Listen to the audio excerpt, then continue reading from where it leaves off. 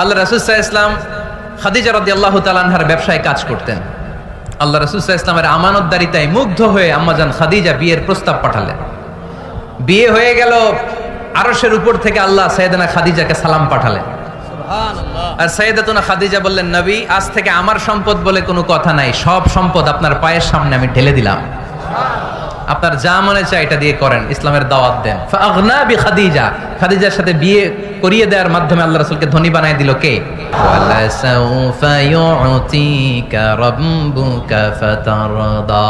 নবী গো, আপনি নিরাশ হবেন না, ভয় পাবেন না, হাল ছেড়ে দিবেন না, আমার উপর ভরসা রাখেন। আপনার বিপদ আছে যেখানে, আমি আল্লাহ। বিশ্বনবী যেখানে বিপদে পড়েছেন, বিপদ থেকে উত্তরণ করেছে কে? এরপরে বিশ্বনবীর আল্লাহ স্মরণ করায় দিচ্ছেন, নবী আলাম ইয়াজিদকা ইয়াতীমান ফাআওয়া ওয়া ওয়াজাদাকা দাল্লান ফাহাদা। সুবহানাল্লাহ পড়া। তার মানে শপথ, রাতের শপথ, দিনের শপথ শেষ, কনফার্মেশন শেষ, এবার রিমাইন্ডার, স্মরণ করায় দিচ্ছে, নবী গো, আলাম ইয়াজিদকা ইয়াতীমান ফাআওয়া, আমি কি আপনার ইয়াতীম পাই নাই? আল্লাহ রাসূল সাল্লাল্লাহু আলাইহি ওয়াসাল্লাম যে ইয়াতীম ছিল জানেন? দুনিয়ায় আসার আগেই বাবা হারিয়েছেন, 6 বছর বয়সে মা হারিয়েছেন, মা ইন্তেকালের পরে দাদা আব্দুল মুত্তালিবের কাছে মানুষ হয়েছেন, মাত্র 2 বছর। আল্লাহ রাসূলের বয়স যখন 8, দাদাকেও হারিয়েছেন। তারপরে চাচার কাছে ইয়াতীম নবী মানুষ হয়েছেন। আল্লাহ বললেন, নবী টেনশন কিসের? ওই যে আপনি ছোট্টবেলায় ইয়াতীম ছিলেন, আমি নিজে আপনার চাচার মাধ্যমে আপনার লালন পালনের ব্যবস্থা করে দিয়েছি। সুবহানাল্লাহ। আলাম ইয়াজিদকা ইয়াতীমান ফাআওয়া, আপনি ইয়াতীম ছিলেন, আমি আপনার লালন পালনের ব্যবস্থা করলাম। ওয়া ওয়াজাদাকা দাল্লান ফাহাদা, আপনি পথ খুঁজছিলেন, আমি পথ দেখিয়েছি। আপনি ছিলেন দাল্লান, দল শব্দের একটা অর্থ হচ্ছে ভ্রষ্ট বা গোমরা। আল্লাহ রাসূল কি ভ্রষ্ট ছিল? গোমরা ছিল না।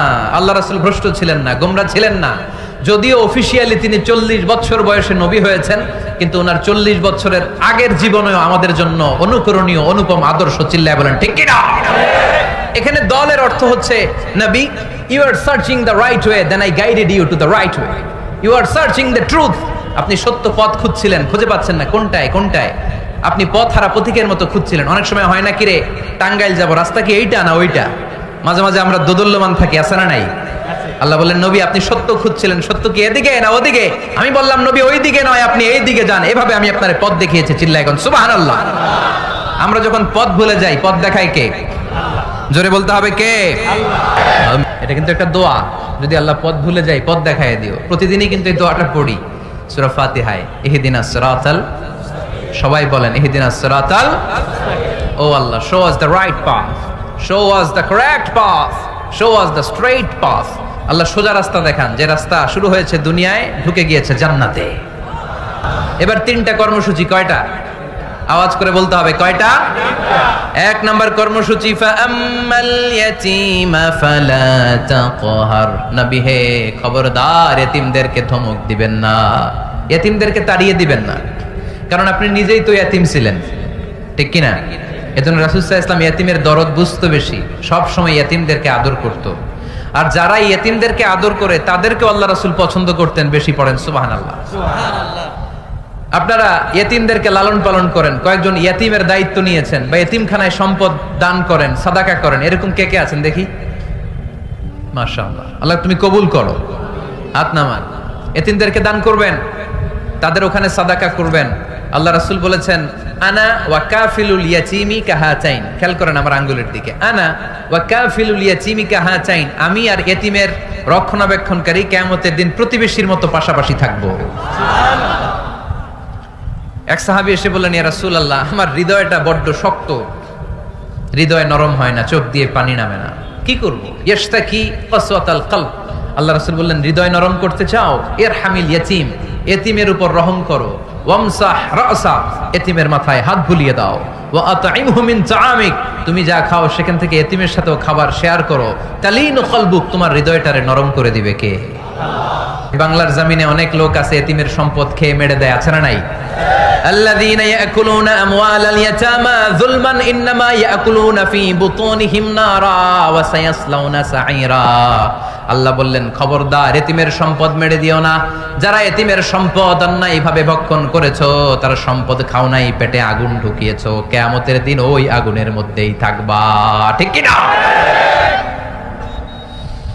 ভাই মারা গেছে, ভাতিজার দায়িত্ব পাইছে, সব সম্পদ মাইরা খেয়ে দিচ্ছে, আছে না নাই?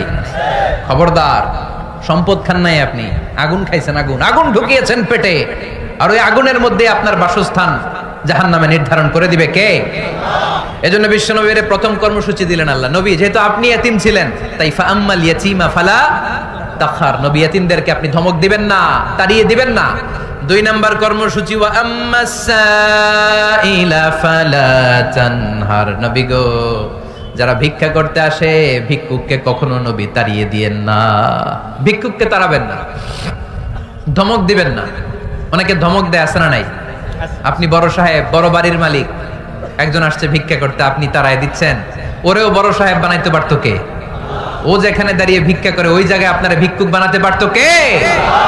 আপনি গাড়িতে চড়ে বেড়ান, রাস্তায় জ্যামের মধ্যে যখন প্রাইভেট কারগুলো আটকে যায়, পথ শিশুরা ছোট্ট ভাঙ্গা থালা নিয়ে গ্লাসের সামনে এসে গ্লাসে নক করে, বলে স্যার 2 দিন ধরে কিছু খাই নাই, 5টা টাকা দেন, বলে না?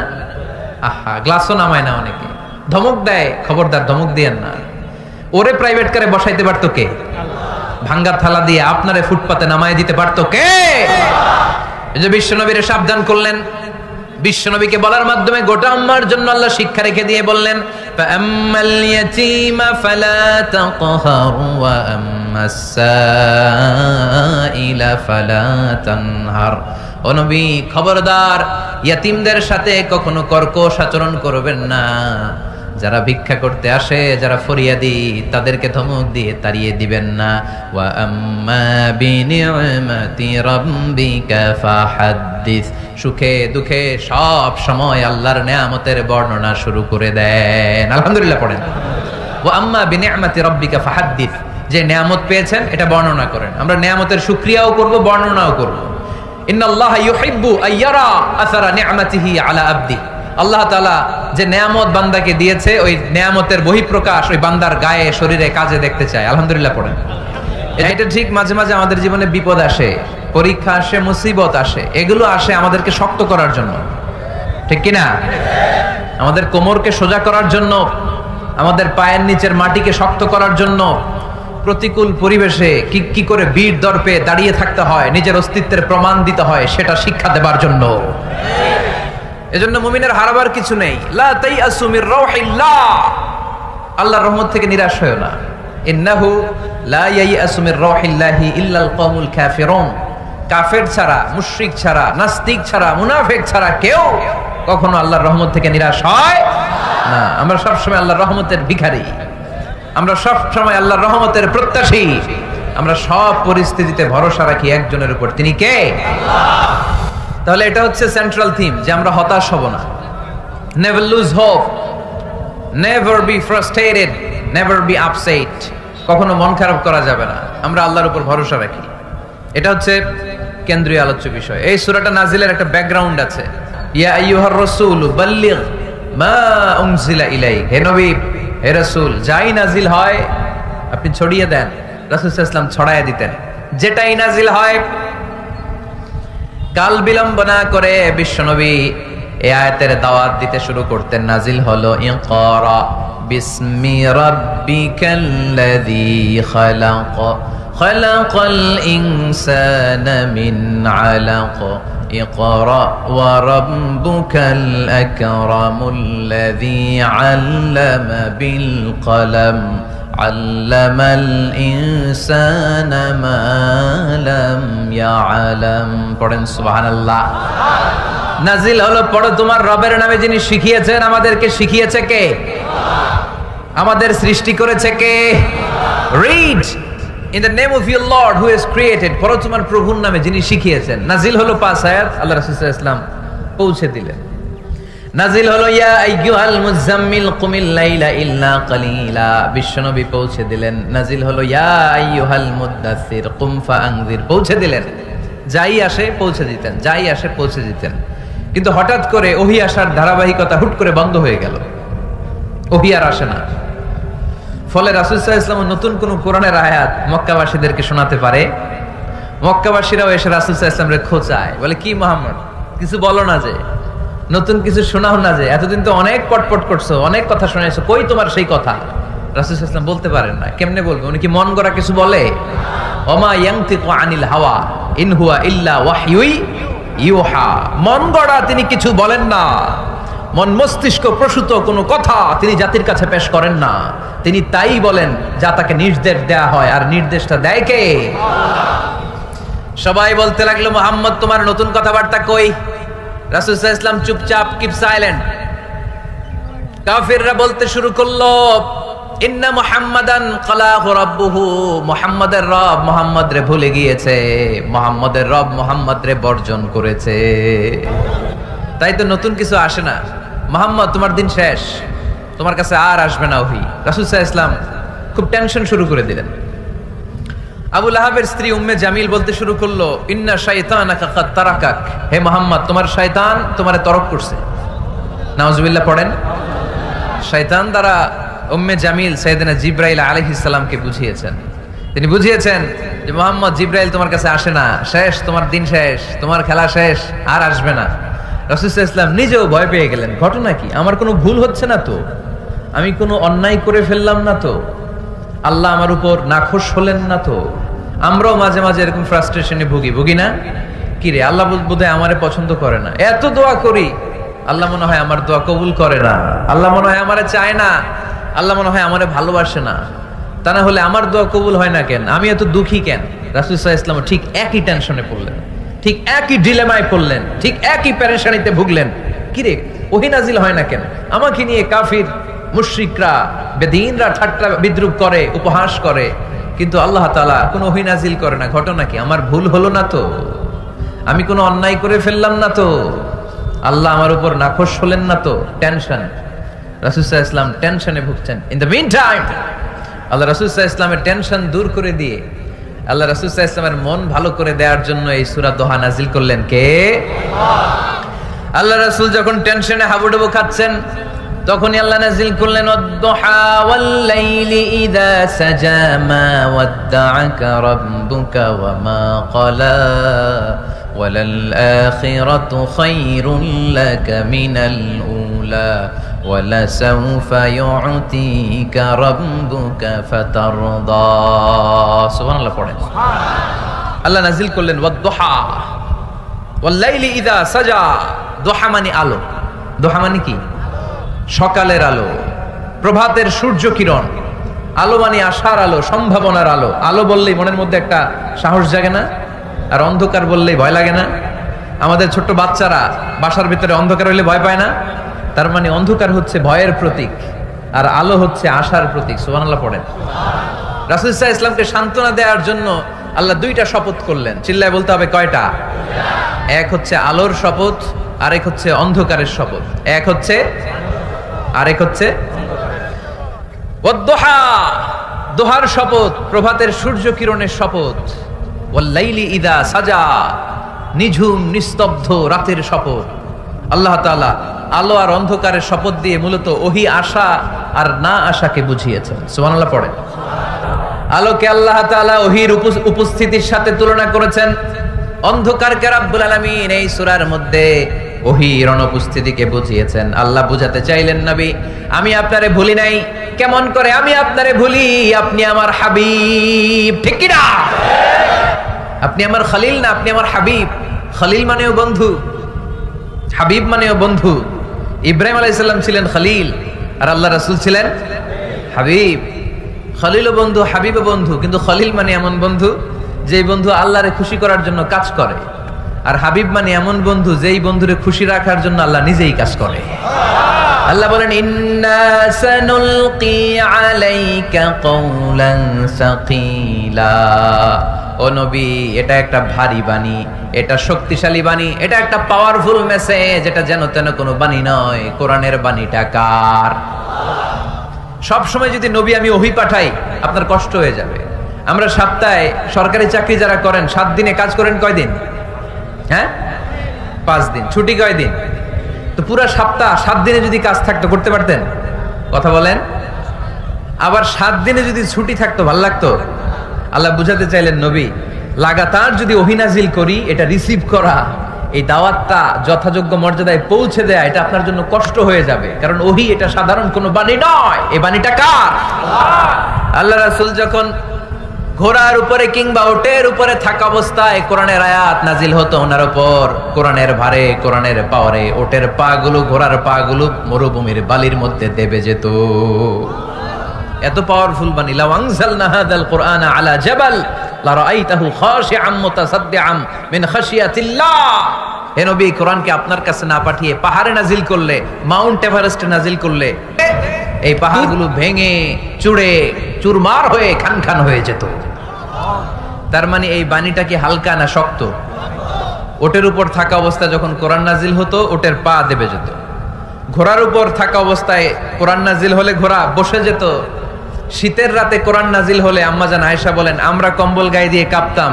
ওয়া ইন্না জাবিনাহু লা ইয়াতাফাসসাদু আরাকান, রাসূল সাল্লাল্লাহু আলাইহি ওয়াসাল্লামের দাড়ি আর থুতনি বেয়ে ঝরঝর করে ঘাম ঝরতো। এক সাহাবীর মাথার মধ্যে পা রেখে বিশ্বনবী শুয়ে আছেন, ঘন্টাখানিক শুয়ে থাকলেন। সাহাবী বলে আমার ব্যথা লাগে না। বিশ্বনবী শুয়ে আছেন, হঠাৎ করে বিশ্বনবী ঘুম থেকে জাগলেন, কিন্তু এই সাহাবীর রানের উপর থেকে মাথা তোলেন নাই। ইন দা মিন টাইম কোরআনের আয়াত নাজিল হওয়া শুরু হলো। সাহাবী বলেন 1 ঘন্টা শুয়ে আছে আমি টের পাই না, কিন্তু যখন কোরআনের আয়াত নাজিল হলো মনে হলো উহুদ পাহাড়টা আমার পায়ের উপরে চেপে বসেছে। ঘন্টাখানিক শুয়ে আছে বিশ্বনবী। সাইয়েদনা যায়েদ রাদিয়াল্লাহু তাআলা আনহু রানের মধ্যে মাথা রেখে, উনি টেরই পাচ্ছেন না। কিন্তু ইন দ্য মিন টাইম হঠাৎ করে সাইয়েদনা জিবরাইল কোরআনের আয়াত নিয়ে আসলেন। বিষ্ণু ইসা ইসলাম কোরআনের আয়াত রিসিভ করতে শুরু করলেন। যখনই কোরআনের আয়াত নাজিল হলো সাহাবী বলেন বিশ্বনবীর মাথার ওজনটা এত বেড়ে গেল আমার মনে হচ্ছে মুহূর্তের মধ্যে আমার পায়ের রান ফেটে খান খান হয়ে যাবে। তার মানে এই কোরআনের মধ্যে পাওয়ার আছে না নাই? এটা কি হালকা বাণী না ভারী বাণী? প্রতিদিন যদি এই ভারী ভারী কথা বিশ্বনবীর কাছে রিসিভ হয়, বিশ্বনবী এই ওহির ভার স্নায়ুতে সহ্য করতে পারবে? আল্লাহ বলেন নবী আপনার কষ্ট হচ্ছে, এটা দেখে আমি ইচ্ছা করে ইন্টেনশনালি ইচ্ছা করে আপনার বিশ্রাম আর রেস্টের ব্যবস্থা রাখার জন্য কয়েকদিন ইচ্ছা করে ওহী নাজিল বন্ধ রেখেছি। কাফিররা বলে আমি আপনারে ভুলে গেছি। নো, নেভার, অসম্ভব। আপনি আমার হাবিব, আপনারে ভুলে যাওয়া আমার পক্ষে অসম্ভব। আমি আপনার উপর রাগ করি নাই, আমি ইচ্ছা করে ওহী নাজিল না করে আপনারে কিছুদিনের জন্য ছুটি আর বিশ্রামের ব্যবস্থা করে দিয়েছি। চিল্লায় পড়েন সুবহানাল্লাহ। বিশাল পথ পাড়ি দিয়ে দাওয়াত দিলেন, বিনিময়ে পেলেন পাথরের আঘাত। রক্তাক্ত হলেন বিশ্বনবী। আদ্দাস নামে খ্রিস্টান ছেলে বিশ্বনবীর হাতে কালিমা পড়ে মুসলমান হয়ে গেল। আল্লাহু আকবার। বিশ্বনবী খেজুর বাগানে ঢুকলেন, গা দিয়ে ঝরো ঝরো ঝরো ঝরো করে রক্ত বয়ে যায়। সাইয়েদনা যায়েদ রাদিয়াল্লাহু তাআলা আনহু পানি নিয়ে আসলেন। বিশ্বনবী ওযু করলেন, ফজরের নামাজে দাঁড়িয়ে লম্বা কেরাত পড়লেন। কেরাত শেষে বিশ্বনবী বসে আছেন, মন খারাপ। কার মন খারাপ? 80 মাইলের পথ পাড়ি দিয়ে আসলাম, মিশন তো সাকসেসফুল হয় নাই, কেউ তো কালিমা পড়ে নাই, আরো আমার পিছু লেগেছে, আহত করেছে আমাকে। বিশ্বনবীর মন খারাপ। এত কষ্ট করে, এত ভালো মন নিয়ে, এত সুন্দর করে দাওয়াত দিলাম, কেউ দাওয়াত শুনলো না। বিশ্বনবীর মন খারাপ। আর এই দৃশ্য আরশের উপর থেকে দেখে কে? আল্লাহ বললেন নবী আপনার মন খারাপ, আপনার যখনই মন খারাপ তখনই আমার সাহায্য আছে না নাই? ওয়ালা সাউফা ইউতিকা রাব্বুকা ফাতারদা। আল্লাহ জানিয়ে দিলেন নবী আপনি জানেন না, আপনি দেখেন নাই, ফজরের লম্বা কোরআনের তেলাওয়াত যখন আপনি করছিলেন আপনার পিছন দিয়ে একদল জিন চলে যাচ্ছিল। জিন কারা যাচ্ছিল? এই জিন জাতি বিশ্বনবীর তেলাওয়াত শুনে থমকে দাঁড়িয়েছে। কিরে, এত সুন্দর বাক্য তো জীবনে শুনি নাই, এত সুন্দর কথামালা, শব্দের ব্যঞ্জন, ভাষার মাধুর্য, অলংকার কখনো তো শুনি না। এটা তো কোনো মানুষের বানানো কথা হতে পারে না, এটা মন্ত্র হতে পারে না, এটা কবিতা হতে পারে না, এটা নিশ্চয় আল্লাহর বাণী। ইন্না সামি'না কুরআনান আজাবা ইয়াহদি ইলার রুশদি ফাআমান্না বিহি।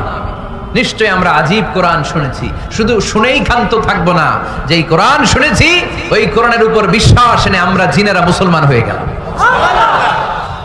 তারা তাদের এলাকায় যে দাওয়াত দিতে শুরু করলো। এই দৃশ্য বিশ্বনবী দেখছে নাকি? বিশ্বনবী তো তেলাওয়াত করতেছে ফজরের নামাজে। বিশ্বনবীর যখন মন খারাপ, আল্লাহ জানিয়ে দিলেন নবী মন খারাপের কারণ নাই। দিতে আসছিলেন দাওয়াত দৃশ্যমান জাতিকে, মানে মানুষকে, কিন্তু এদের উপর যদিও দাওয়াত ফলপ্রসূ হয় নাই, অদৃশ্যমান এক জাতি, জিন জাতি আপনার মুখনিসৃত কণ্ঠে সুন্দর তেলাওয়াত শুনে পুরো জিন জাতি কালিমা পড়ে মুসলমান হয়ে গেছে। ওয়ালা সাউফা ইউতিকা রাব্বুকা ফাতারদা। নবী যেখানেই আপনি পেরেশান, যেখানে আপনার মন খারাপ, ওখানেই মন ভালো করে দিবে কে? আল্লাহ রাসূল সাল্লাল্লাহু আলাইহি ওয়াসাল্লামের প্রিয়তমা স্ত্রী খাদিজাতুল কুবরা আত-তাহিরা রাদিয়াল্লাহু তাআলা আনহা ইন্তেকাল করলেন। রাসূল সাল্লাল্লাহু আলাইহি ওয়াসাল্লামের হৃদয়টা ভেঙে খান খান হয়ে গেল। চাচা আবু তালেব ইন্তেকাল করলেন, হৃদয়টা ভেঙে খান খান হয়ে গেল। চারদিক থেকে শত্রুতা বাড়তে শুরু করলো, কোন দিক থেকে সাহায্য নাই। বিশ্বনবী আবার পেরেশান, কই যাব, কোথায় গেলে আশ্রয় পাবো? আমার তো কেউ নাই, কেউ আমার দুনিয়ায় বেঁচে নাই। প্রাণাধিক প্রিয় স্ত্রী খাদিজাতুল কুবরা দুনিয়া ছেড়ে বিদায় নিল। যেই চাচা আমার শেল্টার দিয়ে রাখতো কাফেরদের হাত থেকে, চাচাও চলে গেল। এখন আমি কই যাব? আল্লাহ বললেন, কই যাবেন? জায়গা পান না, আমার আরশে চলে আসেন, আমার আরশে চলে আসেন। সুবহানাল্লাযী আসরা বিআবদিহি লাইলাম মিনাল মাসজিদিল হারামি ইলাল মাসজিদিল আকসা। সুবহানাল্লাহ পড়েন। সাইয়েদনা জিবরাইলকে দিয়ে আল্লাহ সারপ্রাইজ দিলেন তার নবীকে। কি দিলেন? সারপ্রাইজ শব্দটার সাথে পরিচিত না আমরা? হঠাৎ করে কাউকে এমন কিছু দেখালাম বা দিলাম সে কল্পনাও করে নাই। সাইয়েদনা জিবরাইল মারফত আল্লাহ তাআলা তার প্রিয় হাবিবকে সারপ্রাইজ দিলেন। তিনি তার চাচাতো বোনের ঘরে শুয়েছিলেন, হঠাৎ করে সাইয়েদনা জিবরাইল ঘরের ছাদকে উঠিয়ে ফেললেন, বিশ্বনবীকে শাঁ করে নিয়ে হাতিমে শুইয়ে দিলেন, গলার এখান থেকে নাভি পর্যন্ত ছিঁড়ে ফেললেন। এটাকে বলে ওপেন হার্ট সার্জারি। শাক্কে সাদার, সিনা চাক করলেন। আল্লাহ রাসূলের হৃদয়ে বের করে জামজামের পানি দিয়ে ধৌত করলেন। হৃদয়ে নূর, ঈমান, হিকমা, প্রজ্ঞা দিয়ে হৃদয়টারে আবার পরিপূর্ণ করলেন, আবার সেলাই করে দিলেন। তারপরে সরাসরি এখান থেকে বাইতুল মাকদাস, ওখান থেকে আল্লাহর আরশে নিয়ে গেলেন। আল্লাহ সাউফা ইউতিকা রাব্বুকা ফাতারদা। নবী, এমন এমন জিনিস আমি আপনারে দেব, আপনি তো নিয়ে কুল পাবেন না। যখনই আপনার মন খারাপ, তখনই আমার দেয়া নেয়ামত আপনার জন্য আছে না নেই? মেরাজে চলে গেলেন, রবের সাথে সাক্ষাৎ করে দুনিয়ায় আসলেন। আসার পরে মক্কার লোকেরা আবার বিশ্বনবীকে হত্যার ষড়যন্ত্র শুরু করে দিল। বিশ্বনবী ডানে যাওয়ার জায়গা পায় না, বায়ে যাওয়ার জায়গা পায় না, সামনেও যেতে পারে না, পেছনেও যেতে পারে না। আল্লাহ বললেন, নবী এই এলাকায় আর থাকার দরকার নাই, আপনি মদিনায় চলে যান। তওবা, তয়বা, মদিনাতুন নবী, পবিত্র শহর, যে শহরের মাটিতে বরকত, যে শহরের বালুতে বরকত। চিল্লায় পড়েন সুবহানাল্লাহ। বিশ্বনবী আল্লাহ তাআলার আদেশে এই কষ্টকর পরিস্থিতি থেকে উত্তরণের জন্য মক্কা থেকে মদিনায় গেলেন। মদিনায় যাওয়ার সাথে সাথে লোকজন গাইতে শুরু করলো, তালাআল বাদরু আলাইনা মিন সানিয়াতিল ওয়াদা ওয়াজাবা শুকরু আলাইনা মাদআ লিল্লাহি দা আইয়ুহাল মাবউসু ফিনা جئت من أمر المطاع جئت شرفت المدينة مرحبا يا خير دا সবাই পড়েন طلع البدر علينا من ثنيات الوداع وجب الشكر علينا ما دعا لله دا সুবহানাল্লাহ পড়েন। নামাজ শেষে বিশ্বনবী দুঃখ নিয়ে উপরে তাকায়। আল্লাহ তো আর দেখে টেকে না, তাই না? দেখে দেখে। আল্লাহ বলে, قد نرى تقلب وجهك في السماء। ও নবী, আপনি যে আকাশের দিকে তাকিয়ে মন খারাপ করে মনে মনে বিড়বিড় বিড়বিড় করে কি কি বলেন, সব আমি জানি, সব আমি দেখি। ফাওয়াল্লি ওয়াজহাকা শাতরাল মাসজিদিল হারাম। আর দেরি নয়, আর কাল বিলম্ব নয়, যেখানে ফিরে আপনার সেজদা দিতে মনে চায়, আজ থেকে ওই কাবার দিকে আপনার কিবলা আমি মুহূর্তেই পরিবর্তন করে দিলাম গো নবী। নবীর যেটা মন চাইতেছে আল্লাহ ওইটাই দিতেছে। সুবহানাল্লাহ পড়েন। এজন্যই বলেছি, খালিল মানে এমন বন্ধু যেই বন্ধু আল্লাহরে খুশি করার জন্য কাজ করে, আর হাবিব মানে এমন বন্ধু যেই বন্ধুরে খুশি করার জন্য আল্লাহ নিজেই কাজ করে। কোন সুবহানাল্লাহ। ফাওয়াল্লি ওয়াজহাকা শাতরাল মাসজিদিল হারাম। মসজিদে হারামের দিকে মুখ ঘুরান নবী, মুখ ঘুরান। আপনার দুঃখ আমার সহ্য হয় না, যেদিকে আপনার নামাজ পড়তে মনে চায় ওই কাবার দিকেই পড়েন। চিল্লায় এখন সুবহানাল্লাহ। এভাবে যত জায়গায় নবী চিন্তিত, নবীর চিন্তা দূর করে দিছে কে? আল্লাহ রাসূল এই কোরআন থেকে জানতে পারলেন আগের নবীরা হায়াত পেয়েছে 1000 বছর, 2000 বছর। আগের নবীর উম্মতেরা হায়াত পেয়েছে 800 বছর, 1200 বছর। আমাদের নবী পৃথিবীতে বেঁচে ছিলেন কয় বছর? সবাই বলেন। এবং সুনানে তিরমিজির হাদিস, আল্লাহ রাসূল সাল্লাল্লাহু আলাইহি ওয়াসাল্লাম বলেছেন, আমারু উম্মতি মা বাইনা আস-সিত্তিন ইলা 70। আমার উম্মতের গড় বয়স হবে 60 থেকে 70। ওয়া আকাল্লুহুম মা ইয়াজুজু যালিক, এর চেয়ে বেশি হায়াত পাবে হাতে গোনা অল্প কয়েকজন। বেশিরভাগই 60-70 এর মধ্যে মরে শেষ, ঠিক কি না? এখন আমাদের সমাজের কি অবস্থা? এটাই তো। আমারু উম্মতি মা বাইনা 60 ইলা 70, আমার উম্মতের গড় বয়স হবে 60 থেকে। এই কথা শোনার পরে বিশ্বনবী আবার কাঁদতে শুরু করলেন, কারণ বিশ্বনবীর টেনশন হচ্ছে আগের উম্মতেরা হায়াত পাইছে বেশি, ইবাদত করছেও, আমার উম্মত হায়াত পাইছে কম, ইবাদতের সুযোগও। হায়রে, আমার উম্মতের কি হবে? আমার উম্মতের কি হবে? এই নবী তো এমন নবী, সব নবীকে আল্লাহ একটা দোয়া করার সুযোগ দিয়েছিলেন, যে দোয়াটা করা মাত্রই কবুল। এটাকে আরবিতে বলে দাওয়া মুস্তাজাবা। লিকুল্লি নবিয়িন দাওয়া মুস্তাজাবা। সব নবীকে আল্লাহ একটা করে দোয়া করার সুযোগ দিয়েছে, আর এই দোয়াটা করা মাত্রই কবুল। আর সব নবীরা দুনিয়াতেই ওই দোয়া করে ফেলেছে।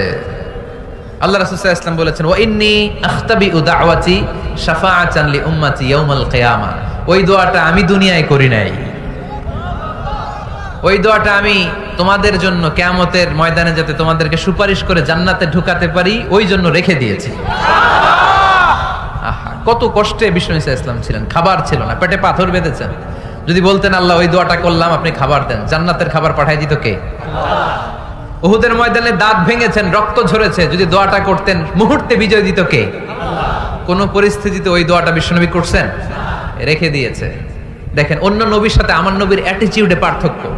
অন্য নবীরাও চাইলে রাখতে পারতো এদের উম্মতের জন্য, না, বিপদের দিনে ওটা কাজে লাগাই ফেলছে।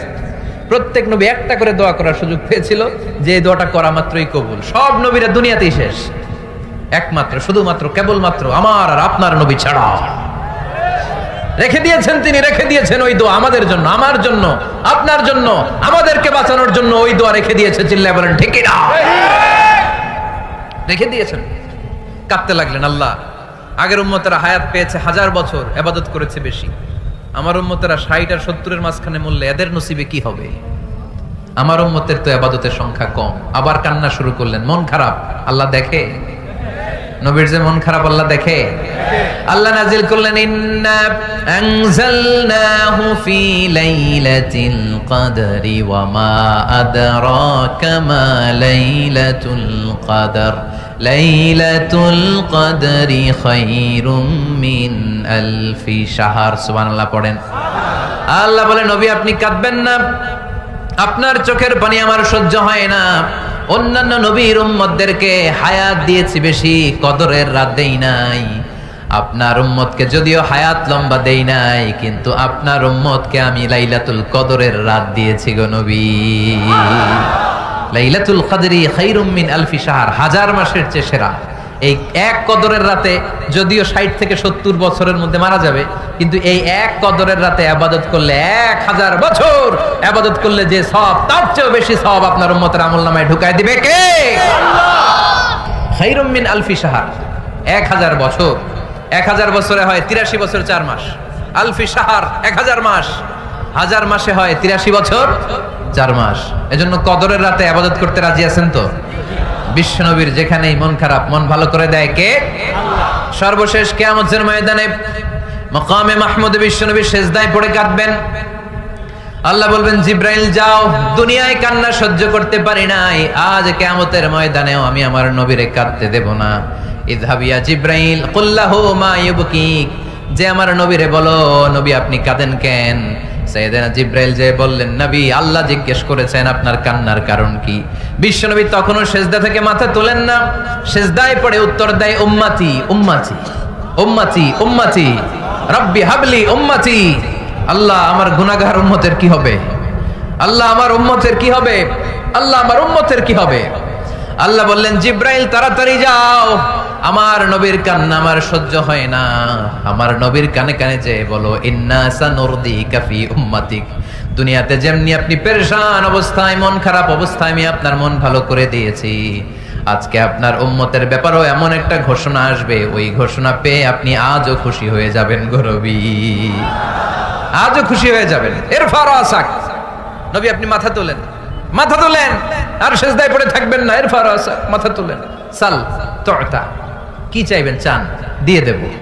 ওয়াশফা তুশাফা, যার জন্য রেকমেন্ডেশন করবেন, যার জন্য সিগনেচার করে দিবেন, যার জন্য সুপারিশ করে দিবেন, তার সুপারিশই কবুল করে নেব। চিল্লায় এখন সুবহানাল্লাহ।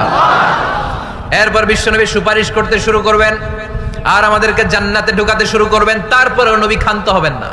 এরপর একটা পতাকা হাতে নিবেন, ওই পতাকার মধ্যে লেখা আলিফ লাম হা মিম দাল, মানে আলহামদু, লিওয়াউল হামদ, প্রশংসার পতাকা।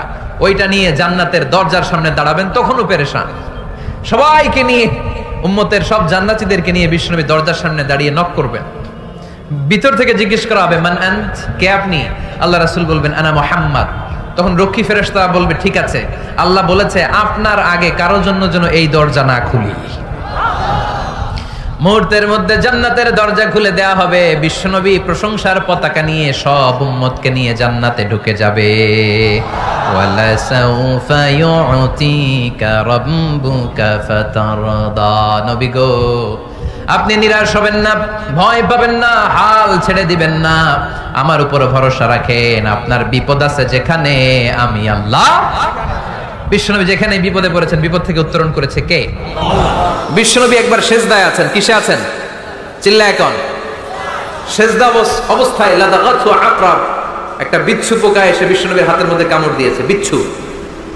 বিচ্ছু কামড় দিলে খুব আরাম লাগে না? হ্যাঁ, বিষাক্ত, পয়জনাস, ভেনামাস। বিশ্বনবী ব্যথা পাচ্ছেন, প্রচন্ড ব্যথায় বিশ্বনবী অস্থির। বিশ্বনবী বললেন, লাআনাতুল্লাহি আলাল আকরাব, এই বিচ্ছুর উপর আল্লাহর লানত। এটা মুসল্লিও চিনে না, নবীও চিনে না, কোন জায়গায় কামড় দিতে হবে এটাও জানে না, কিন্তু কামড় দিয়েছে, ব্যথায় কাতরাচ্ছে। বিশ্বনবী বললেন, লবণের পানি গরম দাও, আঙ্গুলের উপরে ঢালো। লবণের পানি গরম দিয়ে আঙ্গুলের উপরে ঢালতে শুরু করে দিল। বিশ্বনবী পড়তে আরম্ভ করলো, কুল হুয়াল্লাহু আহাদ আল্লাহুস সামাদ লাম ইয়ালিদ ওয়া লাম ইউলাদ ওয়া লাম ইয়াকুল লাহু কুফুয়ান আহাদ। পড়েন সুবহানাল্লাহ। এজন্য ব্যথা পেলে, সাপে কামড়ালে, বিচ্ছু কামড়ালে, বল্লা কামড়ালে, মধুপোকা কামড়ালে কি করবেন? সূরা ইখলাস, সূরা ফালাক, সূরা নাস। আবার বলেন, সূরা ইখলাস, সূরা ফালাক, সূরা পড়ে ফু দিবেন। আর রাত্রিবেলা, সকালবেলা ঘুমোতে যাওয়ার আগে হাতের মধ্যে ফুর দিয়ে সারা দেহে মেসেজ। মনে থাকবে না? মাহফিল শেষ, ওয়াজও শেষ, মনে থাকবে তো?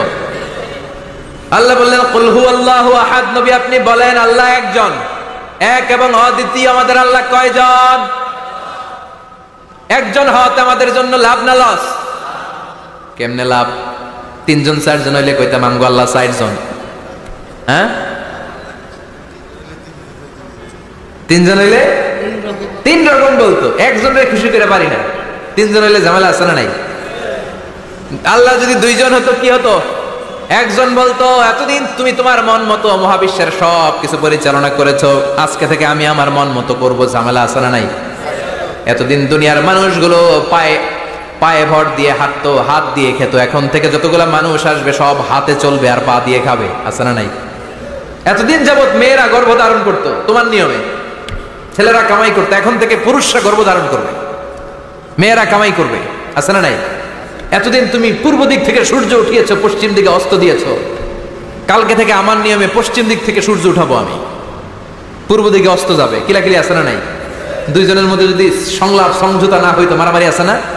এজন্য আল্লাহ বলেন, লাউ কানা ফীহিমা আলিহাতুন ইল্লাল্লাহু লাফাসাদাতা। মহাবিশ্বে আল্লাহ একজন না হয়ে যদি একাধিক হতো, মহাবিশ্বটা মুহূর্তের মধ্যে ধ্বংস হয়ে যেত। ঠিক কি না? এজন্য আল্লাহ একজন হওয়াতে আমাদের লাভ হয়েছে। 3 জন হইলে 3 রকম কথা কইতো। ঠিক কি না? একজন বলতো, আমারে বেশি ডাকস না কেন, ওরে ডাকস কেন? আল্লাহ 3 জন, খোদা কয়জন? একজন বলতো, ওরে ডাকস, আমারে ডাকস না কেন? ওর জিকির করলি, আমার নামের জিকির করলি না কেন? ওরে খুশি করতে চাস, আমারে করস না কেন? ভেজাল হইতো না? এখন একজন, মারলেও আসি, কাটলেও আসি, বাঁচলেও আসি, একজন। সুবহানাল্লাহ পড়েন। এটা সহজ হয়ে গেছে। এজন্য আল্লাহ বললেন, কুল হুয়াল্লাহু, সবাই বলেন কুল হুয়াল্লাহু আহাদ, মানে এক বা একক। আল্লাহর কোনো শরীক নাই, তার কোনো সাথী নাই, তার কোনো বন্ধু নাই, তার কোনো বাবা নাই, তার কোনো পিতা নাই। তিনি হলেন আহাদ। আহাদ হচ্ছে আল্লাহর চমৎকার একটা নাম। সাইয়েদনা বেলাল রাদিয়াল্লাহু তাআলা আনহুকে ঈমান আনার জন্য অত্যাচার শুরু করা হলো। এমন কোন মাইর নাই তারা দেয়া হয় নাই, পিটিয়ে পিটিয়ে রক্তাক্ত করে জমিনে ফেলে রাখা হতো, পিটিয়ে গোশত হাড্ডি থেতলে ফেলা হতো। প্রচন্ড মরুভূমির গরম বালুর মধ্যে ওনাকে শুইয়ে রেখে পেটের উপরে পাথর চাপা দেয়া হতো, বলতো এবার জিকির কর লা ইলাহা ইল্লাল্লাহ। বেলাল আর জিকির করতে পারে না, লা ইলাহা ইল্লাল্লাহ শ্বাস বেরোয় না, শ্বাস যেটা ঢুকায় বের করতে পারে না, শ্বাস নিতে পারে না, লা ইলাহার আওয়াজ আর মুখ দিয়ে বের হয় না। এবার বেলাল ছোট্ট করে আল্লাহর ডাকে পড়ে আহাদ। কি পড়ে? আরো জোরে পড়েন। এজন্য আল্লাহ বললেন কুল হুয়াল্লাহু আহাদ, তিনি এমন আল্লাহ, তিনি হলেন আহাদ। আহাদ ছিল বেলালের জিকির, ঠিক কিনা? এখন আজান আছে কিন্তু বেলালের রূহ নাই, মানুষ আছে কিন্তু সেই ঈমান নাই, চিল্লা এখন ঠিক কিনা?